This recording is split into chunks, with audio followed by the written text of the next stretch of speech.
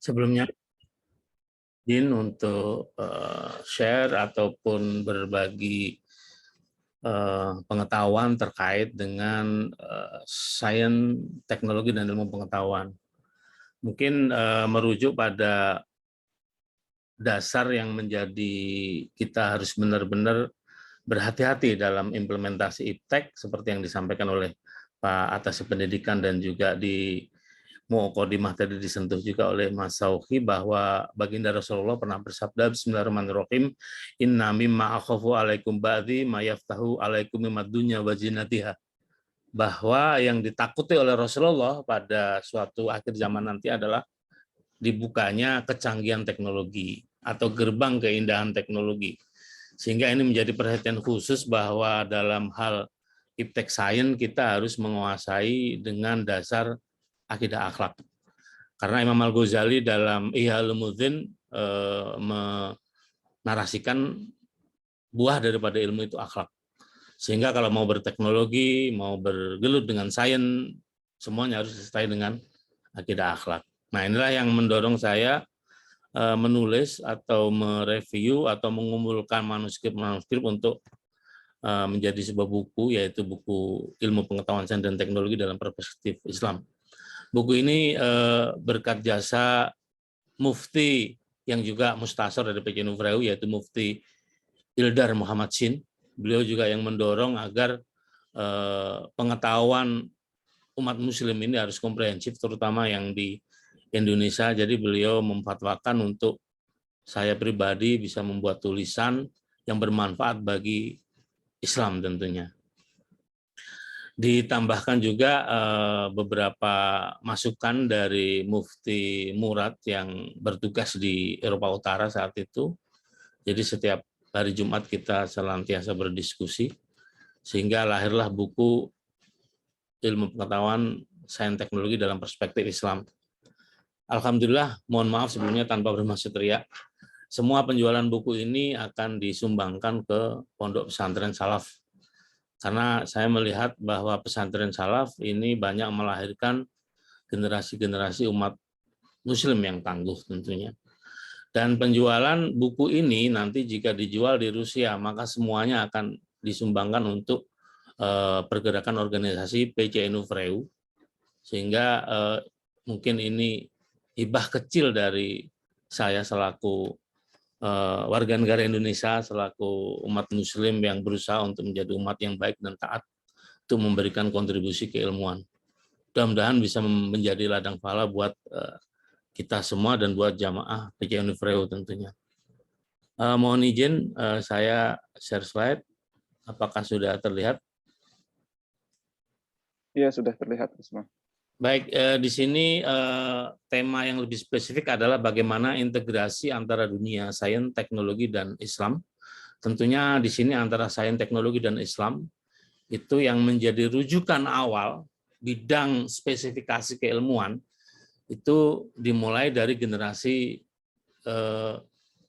Majelis Ilmu Rasulullah atau Majelis Al-Arqam. Jadi kalau kita mau bicara tentang teknik sipil itu Amr bin As yang memelopori. Kalau kita mau bicara teknologi metalurgi atau manufaktur itu adalah Qaubah bin Ard dan Salman Al-Farisi. Jadi begitu surat Al-Hadid keluar itu Rasulullah langsung menginstruksikan kepada Sayyidina Ali dan Salman Al-Farisi untuk membuat eksperimen tentang besi. Atau juga dalam dunia lain misalnya dalam hal pengembangan yang lain, bidang kimia misalnya itu diinisiasi oleh Syekh Jabar Ibnu Hayyan yang notabene beliau adalah murid dari Syekh Ja'far As-Shadiq, yang mana Syekh Ja'far As-Shadiq ini masih cicit dari Sayyidina Ali bin Abi Thalib. Nah, di sini kita akan kupas seberapa besar pengaruhnya kajian teknologi terhadap peradaban saat itu yang diawali dari generasi terbaik sahabat para nabi, yaitu Baitul Hikmah yang puncaknya ada di Khalifah Harun al-Rasyid, dan turunnya peradaban sains teknologi ini akibat dari degradasi atau perpecahan umat saat itu. Ini adalah hal yang perlu menjadi pengembangan bahwa iptek sains itu didasari oleh sebuah kaidah yaitu kaidah ta'lim muta'alimin. Jadi ta'lim muta'alimin ini adalah sebuah formula, sebuah kitab yang ditulis oleh Syekh Adz-Dzarnuzi, yang mana Syekh Adz-Dzarnuzi ini merujuk pada bagaimana para Khalifur Rasyidin memberikan kaidah-kaidah keilmuan kepada para sahabat, kepada para murid, pada para tabi'in, tabi'ut, sehingga jadilah formula ta'lim muta'alimin. Nah, di ta'lim muta'alimin ini ada disebutkan secara spesifik, ada 6 langkah agar keilmuan, baik sains, teknologi, sosiologi, dan segala macam ini bisa menembus batas keberhasilan. Salah satunya adalah bagaimana murid atau katakanlah anak didik itu bisa memiliki niat yang sungguh-sungguh. Sehingga dengan niat inilah diperbaiki untuk menjadi sebuah tujuan yang mulia disandarkan kepada Allah. Jadi proses dalam menuntut ilmu itu adalah wasilah, prosesnya itu diikuti oleh berbagai macam aspek, dan goyah. Nah, ketika kita masuk di fase wasilah, ini kita harus berikhtiar penuh. Begitu masuk di goyah, kita pasrahkan semuanya kepada Allah. Saya masih banyak melihat anak didik, terutama di Indonesia, dari beberapa mahasiswa yang mungkin saya ajar ya, itu wasilah dan goyah itu jadi satu. Artinya menarik garis goyah ke duniawi. Kuliah tujuannya ingin hidup enak, kuliah tujuannya ingin hidup mapan, kuliah ingin bekerja yang mapan dan segala macam. Ini adalah kesalahan niat dalam memperbaiki babul ta'lim muta'alimin. Artinya begitu mahasiswa masuk ini, tujuan akhirnya disandarkan kepada Allah. Jadi pasrah kepada qadarullah, entah itu jadi apapun, pasrah terhadap qadarullah, yang itu adalah implementasi dari rukun iman ke-6. Percaya pada qada qadar. Nah, antara lain yang bisa dibangun salah satunya adalah dengan kecerdasan. Nah, ketika baginda Nabi itu pernah ditanya oleh para sahabat, ya Rasul, katakanlah kepada kami bila mana seseorang itu dikatakan cerdas. Seorang yang cerdas adalah seorang yang tidak merasa cerdas, dan seorang bodoh adalah seorang yang tidak merasa bodoh. Lebih spesifik lagi, Rasul bersabda bahwa orang yang cerdas adalah orang yang selalu mengingat kematian dan mempersiapkan dengan baik. Makanya di generasi generasi Baitul Hikmah ini rame-rame mengejawantahkan atau menafsirkan pemahaman hadis ini sebagai bentuk dari tawasul. Jadi seseorang kalau pergi ke makam aulia, para wali, itu sebenarnya untuk membangun kecerdasan spiritual. Sehingga ketika spiritualnya terbangun, maka psikomotorik dan kognitif akan terbentuk. Jadi ini adalah sebagai recharge energi agar seorang yang menuntut ilmu ini bisa memiliki kemampuan menyeimbangkan antara kognitif dan psikomotorik. Salah satunya adalah dengan jalan spiritual. Nah, di samping itu pula untuk membangun atau memperkuat wacana kita masuk dunia sains ya tentunya, bukan hanya dunia sains tapi juga ini masih skupnya umum, juga dunia ekonomi, sosial, dan segala macam. Ini kita juga harus punya kemauan yang kuat, dilandasi dengan kesabaran, biaya, dan bimbingan guru. Nah, di ta'lim muta'alimin yang dijabarkan oleh Hadatus Syekh Hasyim Asy'ari, guru ini salah satunya adalah guru yang bisa memberikan kadar-kadar kebaikan. Jadi istilahnya kalau kita sebagai murid, kalau dalam memilih guru ini pilihlah sanad yang tepat. Artinya apakah sanad guru ini nyambung kepada keilmuan Rasulullah SAW. Nah, yang terakhir adalah waktu yang lama. Jadi menuntut ilmu itu tidak dibatasi oleh waktu. Nah, saya melihat sistem pendidikan yang ada di Finland. Nah, Finland ini kan dinyatakan sebagai the best system education in the world. Itu menuntut ilmu memang tidak dibatasi waktu. Kalau di kita kan S1 harus lulus 4 tahun, kalau lulus lebih 7 tahun bisa di DO segala macam. Saya melihat ini tidak terjadi di Finland gitu. Jadi saya bisa katakan bahwa di Finlandia ini salah satu negara yang menerapkan ta'lim muta'alimin. Karena setiap semester, setiap hari raya itu saya selalu senantiasa ke Finland sambil meneliti ataupun mengamati, mengobservasi. Ternyata semuanya yang kaidah-kaidah nilai yang ada di ta'lim muta'alimin itu ada di negara Finlandia. Makanya Finlandia dinyatakan sebagai the best system education in the world itu.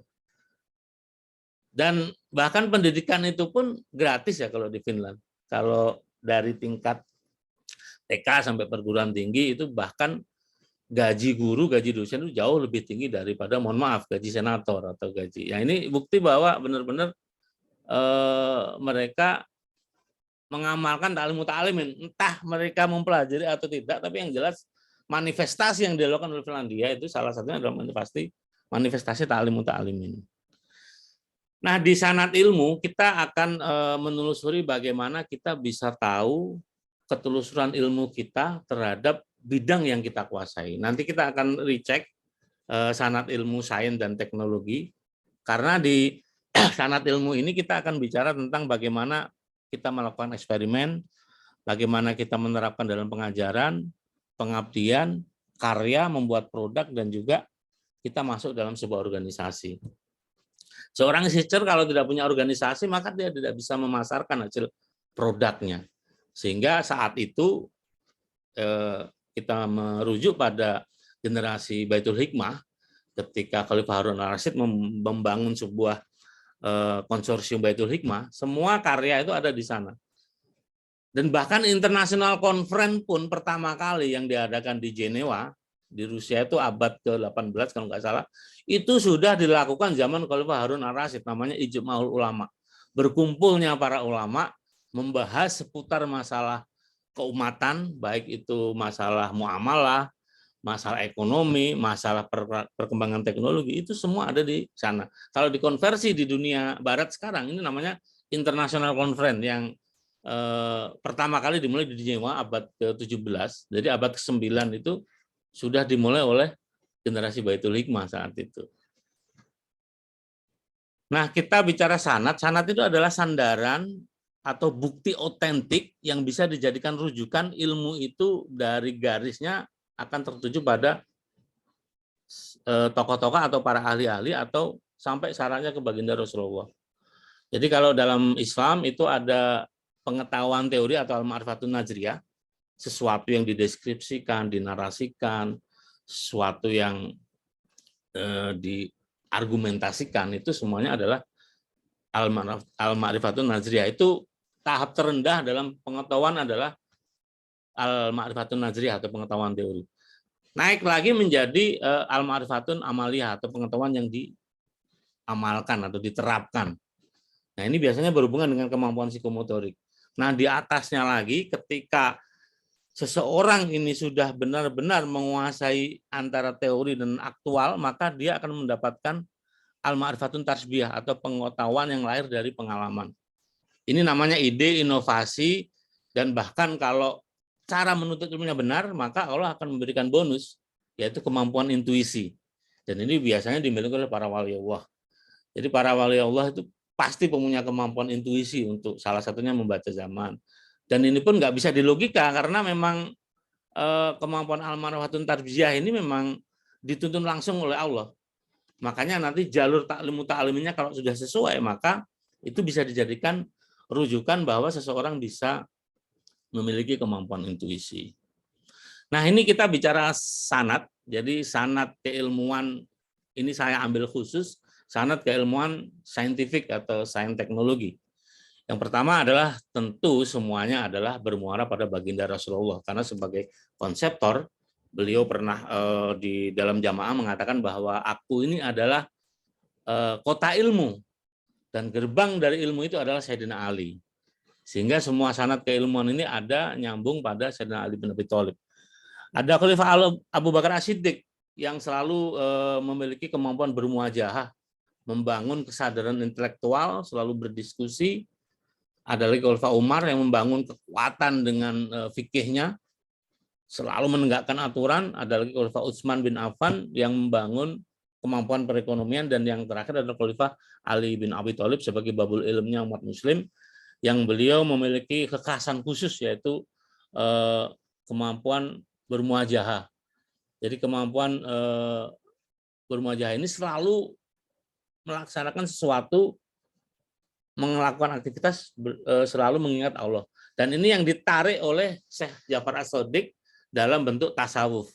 Jadi kalau dalam berteknologi atau menuntut ilmu itu siswa harus bertasawuf.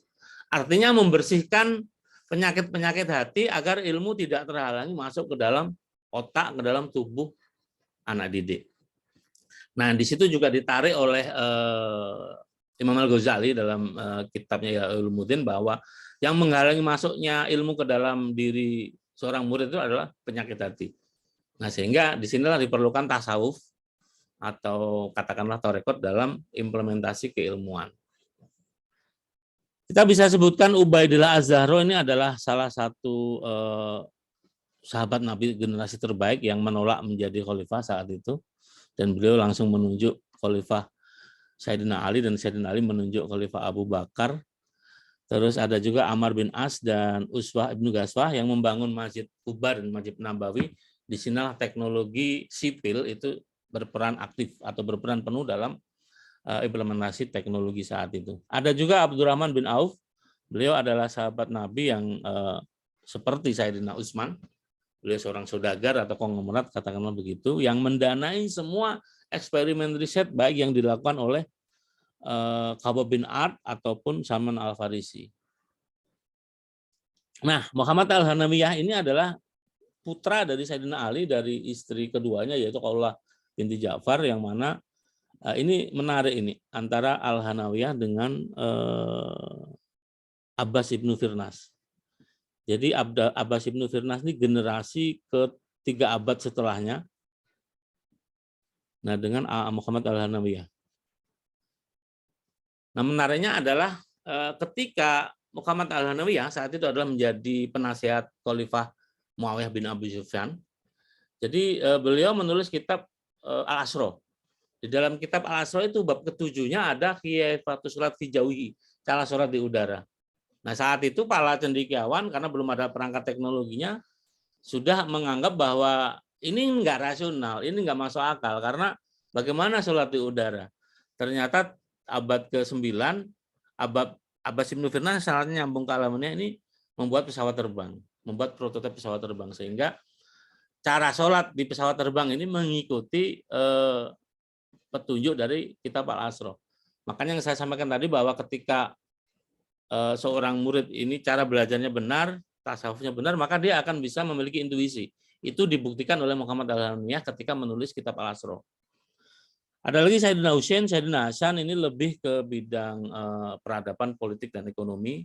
Makanya Muhammad Al-Hanawiyah, adik dari Sayyidina Husain Sayyidina Ali ini terjun ke keumatan atau ke masalah sains teknologi.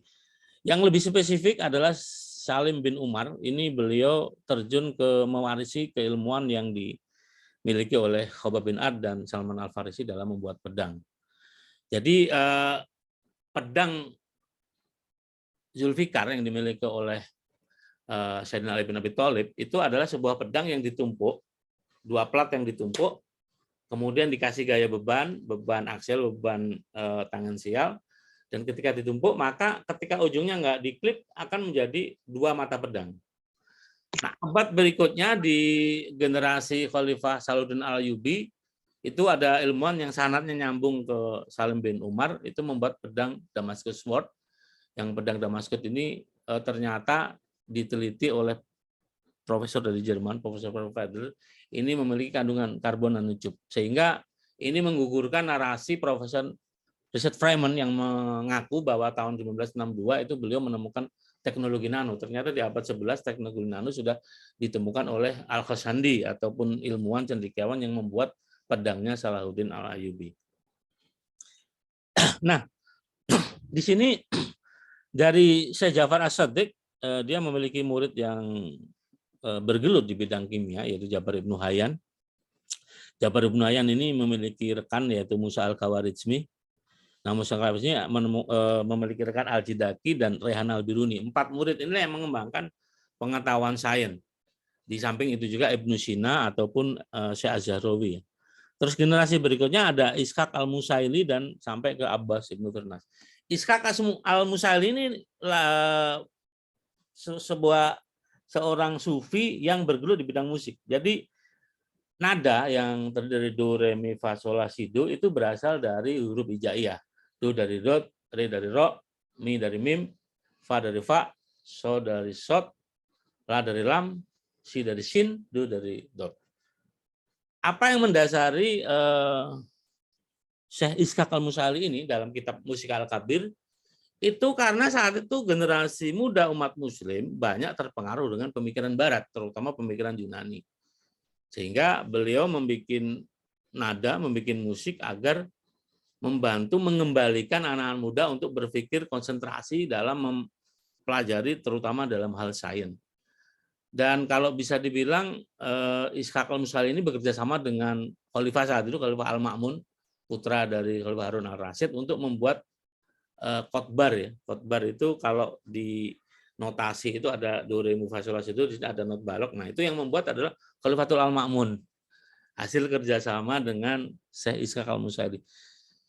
Jadi musik ini memang debatable tentunya, tapi jika musik dipergunakan untuk hal-hal kebaikan, saya pikir ini juga sifat daripada ilmu pengetahuan itu sendiri. Karena memang saat itu ini menarik ya, ketika Baitul Hikmah ini sedang naik daun atau sedang dikembangkan, ada ulama Imam Asy-Syafi'i memfatwakan haram. Hukumnya meneliti. Kenapa? Karena meneliti ini dianggap menyamai atau menyerupai kuasa Allah. Karena mengkreat, mencipta itu menurut Imam Asy-Syafi'i adalah hak prerogatif Allah. Manusia tidak bisa mengikuti perilaku yang sama. Nah, makanya sempat dihukum 3 hari, kalau 4 hari kalau nggak salah ya, Imam Asy-Syafi'i ini oleh Khalifah Harun al-Rasyid. Nah, setelah ada ijma'ul ulama, ada Imam Abu Hanifah, ada Imam Malik, dan ulama-ulama yang lain berdiskusi, akhirnya disepakati bahwa meneliti itu bisa menjadi halal ketika produknya itu bermanfaat untuk kemaslahatan umat. Tapi tetap fatwa Imam Syafi'i tidak lepas bahwa ketika meneliti itu tidak membawa kemanfaatan umat, membawa kemudaratan, maka itu hukumnya haram. Nah, itu adalah sebuah fenomena bagaimana perkembangan ilmu pengetahuan sains dan teknologi berkembang di eranya tentunya. Nah, ini adalah salah satu ilmu teknik sipil pertama kali dibangun oleh Amr bin As dan juga Uswah ibnu Ghazwah yang membangun Masjid Quba dan juga Masjid Nabawi. Nah, bedanya kalau di Masjid Quba ini serambinya tidak lebar, tapi kalau di Masjid Nabawi lebar. Ini untuk menaungi ahlu sufah atau kaum miskin yang dalam menuntut ilmu ini tidak punya bekal materi, dan di situ ada kisah menarik dari seorang Abu Hurairah yang dipandang telat dalam menuntut ilmu. Nah, ini dijadikan dasar oleh Syekh Ad-Darnuji bahwa menuntut ilmu nggak boleh dibatasi waktu. Ketika Abu Hurairah menuntut ilmu di Masjid Nabawi itu umurnya sudah telat. Umurnya sudah 30 tahun. Jadi kalau kita analogikan ke sekarang ini, kuliah S1 umurnya 30 tahun. Tapi karena ketekunannya, karena proses-proses fase yang ditempuhnya itu mengikuti kaidah taklim, maka Abu Hurairah adalah salah satu sahabat yang paling banyak hafalannya. Nah, itu ketika Abu Hurairah pernah di 3 tahun pertama mengalami kendala susah memahami ilmu, susah menghafalkan, beliau berkeluh kesah kepada baginda Rasulullah, dan baginda Rasulullah memberikan sebuah amalan atau doa, Allahumma ilmin yuzfa. Ya Allah, ingatkan aku agar dalam berilmu tidak lupa. Sehingga doa ini menjadi sebuah hal yang mutlak ketika seorang hamba, seorang penuntut ilmu ini mau menuntut ilmu. Nah, sekaligus inilah yang membedakan Islam dengan Barat ya. Sebenarnya universitas pertama yang ada di Al-Qarawiyyin, yang gambarnya ada di atas, itu ada Universitas Cordoba juga. Kenapa menuntut ilmu itu merujuk pada generasi majelis ilmu Rasulullah sampai Baitul Hikmahnya Khalifah Harun al-Rasyid, itu selalu diawali setelah ba'da subuh. Kalau sekarang kan kita timing kita kuliah itu kan mulai jam 9 ke atas. Kalau zaman dulu di Universitas Al-Qarawiyyin, universitas pertama, bahkan di generasi Rasulullah, itu menuntut ilmu diawali dari ba'da subuh. Kenapa? Karena memang ba'da subuh ini menjelang 1/4 malam sebelum ba'da subuh, malaikat itu turun ke muka bumi membagikan rezeki. Nah, secara spesifik rezeki ilmu itu dibagikan menjelang waktu subuh sampai waktu duha. Dan ketika waktu duha sampai duhur itu adalah rezeki materi. Makanya momen yang pas untuk belajar itu sebenarnya ya ba'da subuh ya, berdasarkan di Sulam Sulfinna, Sulam Taufik, mungkin kalau rekan-rekan mahasiswa semuanya pernah membaca kitab tersebut, ada jadwal-jadwal timing yang pas kita harus belajar. Memang momennya pas, malaikat membawa rezeki ilmu membagikannya setelah subuh sampai ba'da duha. Nah, kita lanjut. Inilah eksperimen Salman Al-Farisi yang monumental. Beliau sebagai mudir, sebagai pengelola industri militer, membuat pedang Zulfikar dibantu dengan Khobab bin Ad. Khobab bin Ad sebagai eksperimentalnya ya, maksudnya beliau yang membuat tempat-tempat dari pedang tersebut, sedangkan Salman Al-Farisi sebagai konseptor bahwa pedang ini harus ditumpuk, platnya harus disemikian rupa. Nah, di pedang ini yang seperti yang saya sampaikan tadi, dua mata ini adalah akibat kesalahan prosedur ketika beban itu tidak merata.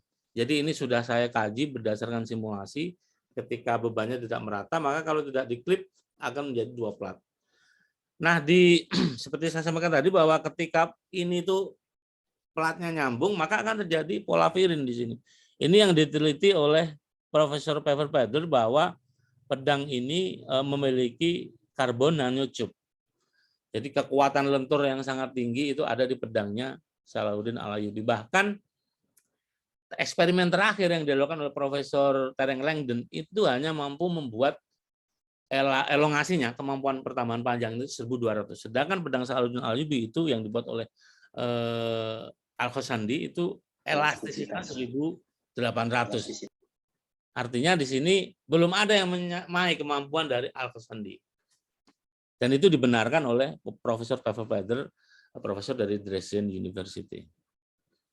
Nah, Jabar Ibnu Hayyan ini seorang ilmuwan atau cendekiawan atau syekh atau ulama Muslim yang bergelut di bidang eksperimental kimia ya. Beliau menarik di kitab Alkimia itu menulis bahwa pertama kali pengetahuan itu lahir dari tangan, kemudian diamati dan timbul kesalahan. Jadi kalau eksperimen atau saintek itu tidak ada kesalahan, berarti itu diragukan kevalitannya. Jadi dalam eksperimen harus pernah salah. 1 kali, 2 kali, 3 kali. Bahkan Khobab bin Ad dan juga Salman Al-Farisi yang notabene ini adalah sahabat Nabi terpilih, itu pun pernah melakukan kesalahan. Karena ujungnya tidak diklip dan itu mengakibatkan pedangnya bermata dua. Jadi menurut Jabar Ibnu Hayyan, setiap eksperimen yang salah itu akan melahirkan teori baru. Jadi teori-teori ini harus divalidasi berdasarkan eksperimen-eksperimen yang akan dilakukan. Nah, menarik sekali karena saat itu Jabar Ibnu Hayyan ini mampu mengcounter teorinya tokoh-tokoh atom dari Yunani seperti John Dalton, Rutherford, Aristoteles. Menurut orang peradaban Barat saat itu, logam ini nggak bisa dipadukan dengan logam lain kalau jenisnya berbeda. Misalnya aluminium dengan nikel itu nggak bisa dipadukan. Nikel dengan baja nggak bisa dipadukan. Tapi ini dicounter oleh Jabar Ibnu Hayyan berdasarkan diskusi dengan gurunya Syekh Ja'far As-Shadiq bahwa aluminium, nikel itu bisa dipadukan dengan pemanas. Jadi kalau di gambar tengah ini itu adalah teori sublimasi memanaskan logam. Jadi asal dia cair, maka dia akan bersenyawa, bisa bergabung. Dan itu terbukti perangkat semua yang ada di teknologi saat ini semuanya adalah instrumen yang bisa digabungkan. Kita bisa bayangkan kalau teori itu tidak dikontrol oleh Jabar Ibnu Hayyan, tidak dikontrol oleh Syekh Ja'far As-Shadiq, maka mungkin perkembangan teknologi tidak akan semasif sekarang ini. Karena teori itu sangat menjadikan dasar bagaimana eksperimen logam ini terus dikembangkan. Nah, bahkan di buku Al-Sabbin itu juga mengupas sedikit tentang bagaimana unsur-unsur yang ada di alam ini yang jumlahnya 108 itu sebenarnya sudah ditemukan oleh Jabar Ibnu Hayyan. Di situ ada kurang lebih 18 unsur. Sisanya dilanjutkan oleh Dmitri Mendeleyev, seorang ilmuwan kimia di zaman kekaisaran Rasputin saat itu di abad 18. Jadi mungkin kalau kita flashback ke belakang ketika peradaban Abbasiyah ini di bumi hancurkan oleh tentara Mongol, yang mana tentara Mongol saat itu masih di bawah kekuasaan Uni Soviet kalau nggak salah dari kekaisaran Soviet saat itu menghancurkan kitab-kitab. Nah, kitab-kitab yang saintek, sains teknologi itu masih disimpan hingga saat ini.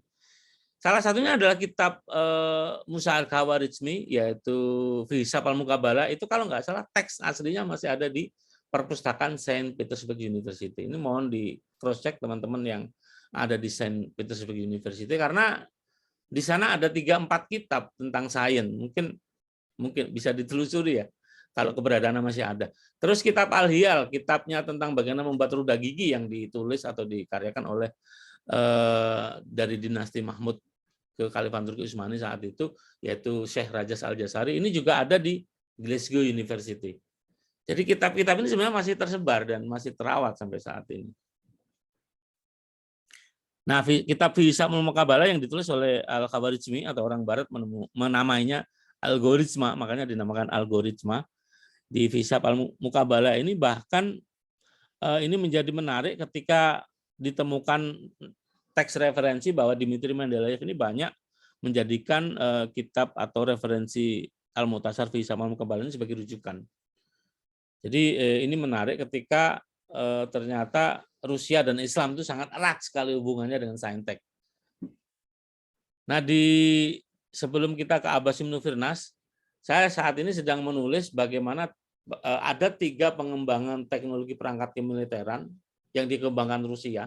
Ternyata 3-tiganya itu adalah hasil dari kitab seperti kitab Fi Ma'rifat Al-Jawahir ataupun kitab Al-Hiyal dan beberapa kitab yang lain, dan sampai saat ini. Jadi kalau kemarin waktu saya sedikit singgung ya perang Ukraina Rusia, itu ada beberapa produk-produk tank yang terbaru yang body part-nya itu dari ya ini eksperimen dari Equal Channel Angular Pressing. Jadi Equal Channel Angular Pressing yang dikembangkan oleh Profesor Vladimir Segal, orang Saint Petersburg yang ngajar di Belarus terus pindah ke Amerika. Itu sebenarnya kitabnya ada di Fi Ma'rifat Al-Jawahir. Jadi Raihan Al-Biruni mengembangkan logam saat itu di kitabnya mengatakan bahwa ketika ada logam itu dibengkokkan, maka kekuatannya akan naik karena logam itu akan bereaksi.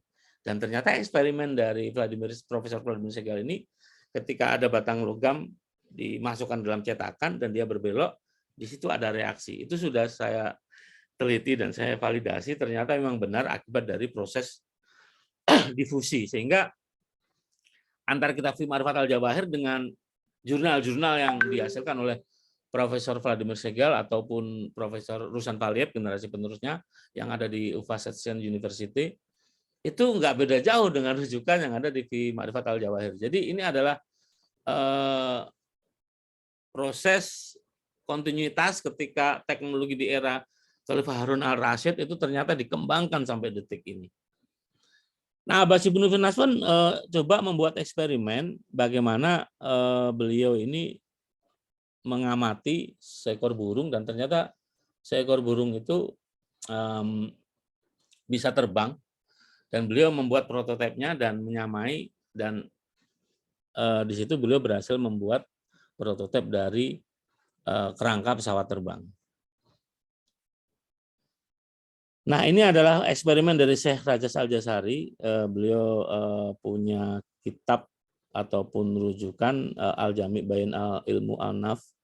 Itu adalah bagaimana seorang engineer ini bisa membuat roda gigi. Pertama kali yang dibuat adalah jam yang terbentuknya seperti gajah ya. Beliau membuat itu sehingga itu ditiru oleh James Watt. Jadi James Watt beranggapan bahwa kalau mau belajar tentang otomotif maka belajar membuat jam gitu. Ternyata itu adalah salah, karena Syekh Rajas Al-Jazari ini membuat jam hanya ingin tahu pola gerak dari roda gigi. Jadi di komponen otomotif itu sebenarnya dikendalikan oleh roda gigi.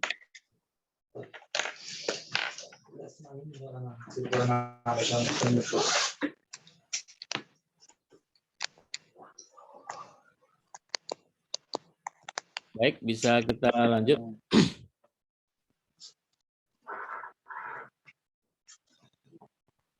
Nah, jadi sebenarnya konsep pengajaran yang ideal di konsep Islam itu adalah konsep pengajaran mutola'ah. Jadi materi diulang-ulang, terus anak didik atau senior yang paling atas dia mengajarkan ke senior-senior yang ada di bawahnya.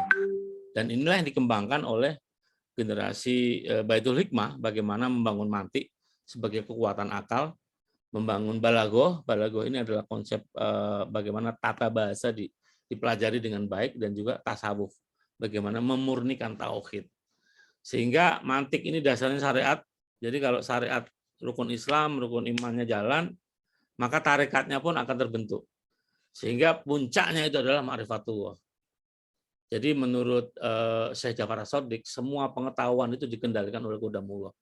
Jadi tadi malam saya sempat berpikir ternyata mungkin secara kaidah definisi Pak Habibie ini juga termasuk waliullah di bidang sains, karena beliau kan menemukan teori tracking propagation, ya. Keretakan di pesawat terbang itu bisa diprediksi sehingga umur pakai pesawat terbang itu bisa dihitung. Dan itu sebenarnya memang hasil dari kontemplasi pemikiran Bapak Profesor B.J. Habibie, tapi berdasarkan apa yang dinarasikan oleh Syekh Ja'far As-Shadiq, bahwa kemampuan itu didorong oleh Allah. Dan wali-wali Allah yang dipilih oleh Allah untuk bisa mengembangkan ilmu pengetahuan. Makanya ketika ilmu pengetahuan ini di tangan orang yang benar, di tangan orang yang bertauhid, di tangan orang yang menguasai tasawuf, maka pengetahuan ini akan selamat. Nah, kira-kira begitu. Nah, di konsep mutola'ah ini juga sudah saya kembangkan tentunya di Untirta, ya. Dan ini hasilnya ada beberapa hasil yang mungkin di kompetisi pertama kita bisa membuat inovasi teknologi untuk pandemi COVID-19. Jadi kita bikin di teknologi ini, kita bikin sensor ketika orang masuk ruangan itu dia terdeteksi virus atau tidak, itu sudah bisa dicek. Nah, ini yang monumental sekali ketika di sini poin ini kita belum menerapkan ke konsep tasawuf, baru balagoh. Nah, di konsep ini di LKTI yang diselenggarakan di Tangerang waktu itu alhamdulillah mahasiswa saya bisa mengalahkan mahasiswa ITB dan Unibro yang sejarah baru yang tercetak di Untirta, kampus dengan medium, ya, maksudnya jika dibandingkan dengan ITB UI kita masih di bawah lah, tapi kita bisa LKTI-nya bisa juara 1 mengalahkan ITB dan UI, karena jujur aja ini konsep tasawuf sudah kita laksanakan saat itu, sehingga kita bisa menjadi juara pertama mengungguli ITB dan UI saat itu. Nah, ini di sini kita juga coba lomba, ya. Jadi kita bikin, saya teringat nasihat dari Kiai Said Agil Sirot bahwa ketika handphone ini digunakan melebihi batas waktunya, maka itu memubadirkan akal atau takdirul ilm. Dari sinilah saya berpikir, bagaimana ya agar orang tidak memubadirkan akal. Ternyata nanti mungkin mahasiswa saya bisa bantu sedikit menarasikan, handphone ini kalau digunakan lebih dari 6 jam itu akan merusak sel saraf, karena radiasi itu hampir di atas 200 mikrotesla, sedangkan kadar radiasi yang diizinkan untuk handphone itu 5 mikrotesla. Sehingga bisa dibayangkan kalau kita mengkonsumsi handphone terus, maka metabolisme tubuh kita yang akan diserang. Nah, ini penelitiannya juara 1, ada mahasiswa saya yang membuat casing handphone anti radiasi. Dan ini sekali lagi penerapan tarekat juga. Artinya anak-anak dibekali dengan tasawuf yang benar, sehingga ketika berikhtiar Allah itu mudah untuk mendorongnya. Beda dengan yang pertama, ketika mereka belum kenal tasawuf, agak susah ini mendorongnya. Nah, ini juga kemarin menarik, ini di Pilmapres Universitas Fakultas Teknik, 4-4-nya kita borong juaranya. Artinya ya dari target sebelumnya juara 1, juara 2, tahun ini kita mendapatkan juara 4, yang juga jadi ceritanya menarik. Juara 1 ini adalah Ika Wulandari, yang di fakultas itu cuma juara 4. Jadi untuk dokumentasi segala macam untuk juara 1 kayaknya tidak memungkinkan. Tapi begitu ba'da maghrib saya bilang ke anak-anak, tolong baca sholawat sebanyak-banyaknya sampai Isya. Nah, karena kan juri menilai itu setelah maghrib sampai Isya. Nah, ternyata Ika inilah yang saya tanya satu-satu, kamu baca sholawat berapa? 100, Pak. Kamu berapa? Ada yang 200, ada yang 30. Kamu berapa, Ika? Tidak terhitung, Pak. Saya dari awal Bapak ngomong langsung bersolawat gitu. Artinya ya nggak bisa dilogika, tapi faktanya dia yang menang. Performanya bagus. Nah, itu adalah bentuk dari implementasi tarekat tadi, ya. Nah, mungkin sedikit saya boleh share pengalaman saya di sains teknologi dan ilmu pengetahuan. Saya mengembangkan metode yang dikembangkan oleh ilmuwan Rusia, yaitu Vladimir Segal, Equal-Chain Armor Tracing, dan juga Alexander Mirzanov, ilmuwan Rusia juga, Self Propagating High Temperature Synthesis. Ini saya coba kolaborasikan untuk membuat material anti radar dan juga bekerja sama dengan UI dan Pindad itu untuk membuat material anti tembus senjata dengan kaliber berapapun, dan yang terakhir bisa diterapkan di plat produksinya Hanuman. Dan yang terakhir eksperimen saya adalah bagaimana memanfaatkan limbah tulang sapi dan kaleng untuk biomaterial. Ini sudah ada patennya. Ya mungkin sebelum terakhir, mungkin ada mahasiswa yang join, mungkin bisa 1-2 menit lah memberikan mungkin paparan bagaimana dalam iptek itu kita bisa mengedepankan tasawuf gitu. Artinya kalau kita komparasi ketika kita melakukan eksperimen tanpa tasawuf dengan bertasawuf itu bedanya di mana gitu, atau beberapa hal yang bisa mungkin dijadikan motivasi bagi rekan-rekan mahasiswa di sini gitu. Mungkin ada Saudara Mubi Sairul Alim, ini asisten saya di mata kuliah Mekanika Kekuatan Material. Barangkali bisa sedikit memberikan narasinya, paparannya.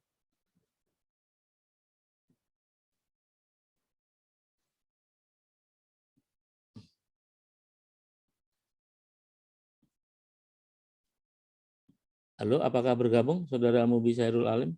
Atau kalau enggak, Amel Mukrot. Nah, ini juara Filmapres.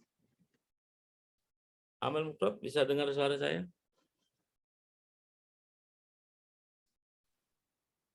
Iya Pak, bisa Pak. Ya, silakan Amel, mungkin bisa menarasikan bagaimana membangun prestasi dengan amal kebaikan atau hal-hal yang pernah saya tanamkan ke Amel sehingga bisa diperpanjang magangnya, itu kan juga di luar dugaan ya. Silakan Iya, Amel. di luar dugaan ya Pak ya. Iya. Ya, sebelumnya Assalamualaikum warahmatullahi wabarakatuh. Waalaikumsalam warahmatullahi wabarakatuh. Selamat sore semuanya. Kalau di Indonesia waktunya sore ini ya. Ada rekan-rekan yang di Rusia juga ya Pak ya, Pak Dokter. Ya. Ya, izin mungkin kalau dari saya hanya bisa menceritakan saja Pak ya. Mungkin kalau misalkan dari saya membahas secara teorinya, secara detailnya mungkin belum layak lah gitu ya, belum paham juga gitu. Cuman kalau dari pengalaman saya pribadi gitu, ada juga korelasi yang telah dipaparkan tadi ya oleh Bapak Dr. Agus, bahwa memang benar jika kita itu mengejar akhirat, dunia itu akan terbawa dengan sendirinya lah gitu. Kalau kita, yang penting kita itu melaksanakan perintah Allah gitu, menjalankan ibadah sebaik-baiknya, maka dunia itu ya asalkan kita mau berusaha itu akan ngikut dengan sendirinya gitu. Dari saya pribadi itu pengalaman dalam mengejar beasiswa RREP scholarship dari Tenaris Company ya. Melihat dari beberapa peserta gitu, jika kita mengcompare gitu, mengcompare dan untuk membuktikan sebuah keajaibannya gitu dari Allah gitu, dibanding dengan peserta-peserta lainnya yang IPK-nya mungkin dikatakan lebih tinggi dibanding saya gitu. Tetapi itu alhamdulillah saya yang diberikan oleh Allah gitu, suatu nikmat gitu, mendapatkan beasiswa dari PT Tenaris pada saat itu. Padahal jika melihat peserta-peserta lainnya itu lebih, mungkin bisa dibilang juga lebih tinggi lah gitu secara IPK, CV-nya lebih bagus gitu kan. Tapi mungkin pada saat diuji di interview gitu, alhamdulillahnya saya diberikan kemudahan dan kelancaran oleh Allah Subhanahu wa taala. Itulah bentuk sedikit bentuk bahwa Allah tuh memberikan nikmat gitu kepada orang-orang yang memang mau dekat dengan Allah Subhanahu wa taala gitu ya. Contohnya tadi dengan melakukan amalan-amalan bersolawat gitu. Seperti itu sih yang bisa saya sampaikan gitu. Apa yang telah saya dapatkan dari pengalaman pribadi saya gitu. Terima kasih. Syukron jazakallah Amel Mukrot, ini salah satu mahasiswa andalan saya juga ya. Mahasiswa soleh ini setiap saya SMS Qiyamul Lail selalu on time. Alhamdulillah, mudah-mudahan qiyamul lailnya dijaga, subuhnya juga dijaga. Mudah-mudahan sukses ke depannya. Terima kasih Amil Mukrot atas apa yang Sama. sudah disampaikan. Baik, demikian dari saya, mudah-mudahan bermanfaat. Syukron wa tumtum bil khairi wal barakati wa najah waridho warinayah billahi taufik wal hidayah wal maafi ila kuntarik. Assalamualaikum warahmatullahi wabarakatuh. Waalaikumsalam warahmatullahi wabarakatuh. Terima kasih kami ucapkan kepada Bapak Agus Pramono, pada Gus Pram atas penyampaiannya yang sangat luar biasa ya, benar-benar membuka wawasan kita, sangat bermanfaat. Dari sini saya bisa ambil beberapa kesimpulan, notulensi bagi teman-teman yang mungkin kelewat tadi sempat. Yang pertama adalah bahwasanya niat dan tata cara belajar itu sangat penting ya dalam menuntut ilmu. Bagi teman-teman yang penasaran mungkin bisa dibuka, ada dalam terjemahan bahasa Indonesia, nama bukunya Kitab Ta'lim Muta'alim. Kemudian yang kedua bahwasanya sanad juga penting, dari mana ilmu itu kita dapat, gurunya siapa. Dalam Islam itu semuanya nyambung kepada Rasulullah. Kemudian juga tidak hanya tentang ilmu agama, bahkan ilmu sains dan teknologi itu juga ada sanadnya dalam Islam. Ada tentang pesawat tadi dijelaskan, ekonomi, tentang ilmu metalurgi atau pedang, kemudian ada kimia, musik, ilmu bangunan, matematika dan sebagainya. Kemudian sempat disebutkan sekilas bahwasanya dalam Islam waktu terbaik untuk menuntut ilmu adalah ba'da subuh sampai ba'da duha. Kemudian metode belajar terbaik adalah mutolaah atau pengulangan secara terus-menerus. Kemudian tadi sempat kita bertanya-tanya dan sudah dijawab bahwasanya konsep tasawuf, konsep mantik, balagoh atau ilmu-ilmu yang lain dalam Islam itu sangat bisa digabungkan dengan saintek. Bahkan jika digabungkan itu hasilnya justru jauh lebih bagus, malah seakan seperti sempurna seperti itu. Kami ingin ingatkan, barangkali ada teman-teman yang memiliki pertanyaan bisa disampaikan. Nanti pertanyaan terbaik akan kita sampaikan juga kepada narasumber. Untuk yang pertama mungkin pertanyaannya dari saya sendiri, Gus Pram, saat ini ya kita sama-sama mengetahui bahwasanya umat Islam itu sedikit di belakang mungkin bangsa Barat dan bangsa Eropa lainnya. Kemudian juga secara sejarah kita belajar bahwasanya umat Islam itu tidak langsung dapat ilmu teknologi langsung begitu saja. Umat Islam sempat menerjemahkan dari bahasa Romawi, bahasa India, bahasa Cina, hasil-hasil karya ke dalam bahasa Arab, kemudian dipelajari, dibaca, dikaji ulang, dan sebagainya. Kira-kira masih relevan nggak sistem seperti ini di zaman sekarang? Maksudnya saat ini mungkin bahasa Inggris yang paling banyak, kemudian ilmu ekonomi bangsa Cina lebih baik, ilmu militer mungkin Rusia, kemudian kita terjemahkan dan kita pelajari mungkin dalam bahasa Indonesia, apakah masih relevan cara seperti itu, atau cukup dengan mempelajari ilmu-ilmu turos, ilmu-ilmu klasik yang sudah disebutkan tadi oleh Gus Pram, ulama-ulamanya dalam Islam. Apakah harus menerjemahkan dari bangsa lain non-Muslim? Seperti itu pertanyaannya. Terima kasih Mas Sauki, pertanyaan yang luar biasa. Jadi aspek yang mengakibatkan atau memberikan pengaruh kepada mundurnya peradaban Islam saat ini salah satunya adalah melihat bahwa ini adalah pergeseran nilai-nilai Islam ya, artinya apalagi ditambah dengan banyak firqah sekarang ini yang mengakibatkan peradaban itu agak susah dibangun. Karena kalau kita lihat zamannya Khalifah Muawiyah ataupun Khalifah Harun al-Rasyid, bahkan Khalifatul Al-Ma'mun itu hanya menggunakan satu firqah. Saat itu tuh firqahnya adalah Mu'tazilah kalau nggak salah ya. Jadi firqah Mu'tazilah ini adalah orang-orang yang berpikir mengedepankan rasio. Makanya oleh ulama, imbangnya di sana, oleh ulama-ulama menjadikan tasawuf sebagai dasar pijakan itu karena memang banyak masyarakat saat itu terjebak dengan pemikiran Mu'tazilah atau pemikiran yang segala sesuatu bisa dirasionalisasi gitu. Dan mungkin itu juga yang menjadi salah satu penyebab atau pengaruh kenapa ini tidak berkembang, karena buku-buku sadurannya pun kayak kitab Alkimia itu disadur oleh Gerard Cremona atau kitab Al-Hiyal atau seperti yang benar-benar saya paham atau saya tahu ya, teknologi equal channel angular pressing, Vladimir Segal itu belajar bahasa Arab hampir 4 tahun untuk memahami kitab Fi Ma'rifatil Jawahir yang isinya bagaimana meningkatkan kekuatan pada logam. Bahkan pedangnya Sayyidina Ali yang disempurnakan oleh pedangnya Khalifah Salahuddin Ayyubi menjadi Damascus Sword, itu patennya ada di Jepang, milik Profesor Nobuhiro Tsuji. Sehingga inilah yang membuat umat Islam ataupun kita itu tidak agak stuck lah dalam mengembangkan terutama eksperimen-eksperimen sains, apalagi bahasa Inggris itu sudah menguasai peradaban dunia saat ini ya. Jurnal harus bahasa Inggris, apapun referensi handbook harus bahasa Inggris. Kebalikannya di era Khalifah Harun ar-Rasyid saat itu bahasanya bahasa Arab. Justru handbook itu bahasa Arab, kitab-kitab bahasa Arab. Tapi sekarang kebalikannya, kitab-kitab handbook itu bahasa Inggris.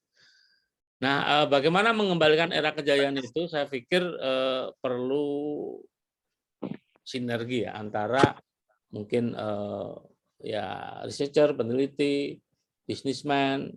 Jadi antara ulil amri ataupun amirul mukminin ini harus bersatu padu gitu. Tidak ada kata kunci yang tidak bisa dihindari kecuali persatuan dan kesatuan gitu. Itu Mas Saufi. Baik, terima kasih. Berarti intinya memang penerjemahan juga masih dibutuhkan ya Gus Ram ya? Iya, betul. Hingga saat ini. Iya. Baik, terima kasih atas. Justru kita lebih bisa memahami bahasa teks handbook, misalnya buatan Vladimir Segal atau buatan Alexander Bersanov daripada kita memahami teks kitabnya itu ya, kitab. Ya karena memang udah setting apa ya. Ya sekarang kita lebih mudah memahami bahasa Inggris daripada mungkin bahasa Arab gitu ya. Secara general ya. Itu juga jadi kendala memang. Itu Mas. Baik, terima kasih. Berarti benar-benar menjadi motivasi untuk kita yang sedang belajar di luar negeri, di Rusia atau di negara lain, ambil manfaat sebanyak-banyaknya, kemudian ilmu yang mungkin belum bisa diakses oleh orang Indonesia karena bahasanya yang berbeda, bisa kita berikan sumbangsih dengan cara memberikan ilmu-ilmu yang bermanfaat itu bisa kita terjemahkan ke bahasa kita. Kemudian ini ada pertanyaan selanjutnya dari saudara Bintang Alam Semesta. Mungkin bisa dinyalakan mikrofonnya dan diberikan pertanyaan secara langsung kepada narasumber. Silahkan, saudara Bintang. Ya, terima kasih. Ya Pak, saya mau menanyakan ini Pak.